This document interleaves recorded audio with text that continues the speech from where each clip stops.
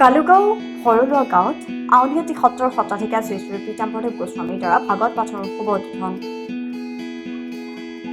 পীতাম্বৰদেৱ গোস্বামীক গাঁওবাসীয়ে গায়নে বায়নে জনালে উষ্ম আদৰণি।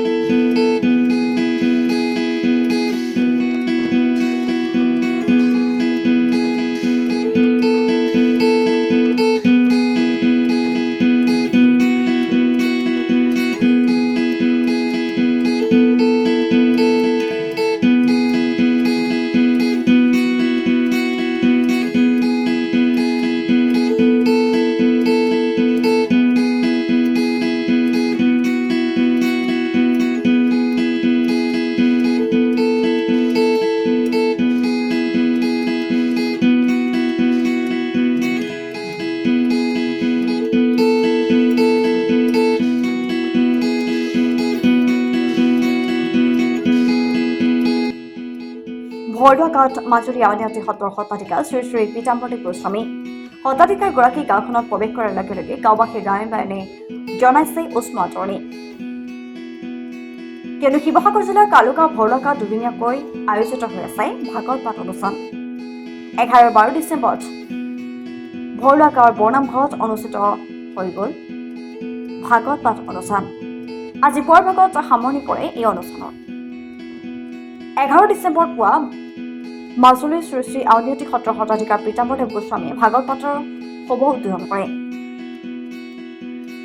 উক্ত ভাগৱত পাঠ অনুষ্ঠান আজি পুৱাৰ ভাগতে সফল সামৰণি পৰে।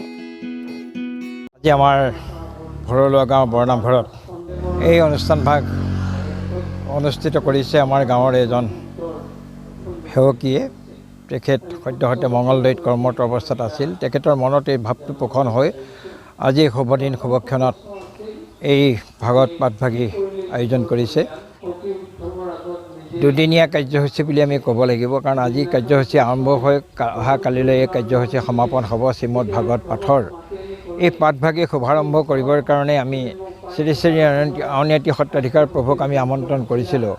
তেখেতক আমি আমাৰ গাঁৱৰ মূৰত অৰ্থাৎ সেৱক পৰিয়ালটোৰ নিজৰ গৃহস্থানৰ পৰা আমাৰ নামঘৰলৈকে সমূহ পুৰুষ মহিলাই ভকতমান বৈষ্ণৱবৃন্দে আৰু লগতে গায়ন বায়নৰ দলে আগবঢ়াই আনি আমাৰ নামঘৰৰ ভিতৰত লৈ তেখেতক আগবঢ়াই আদৰি লৈ গৈছে।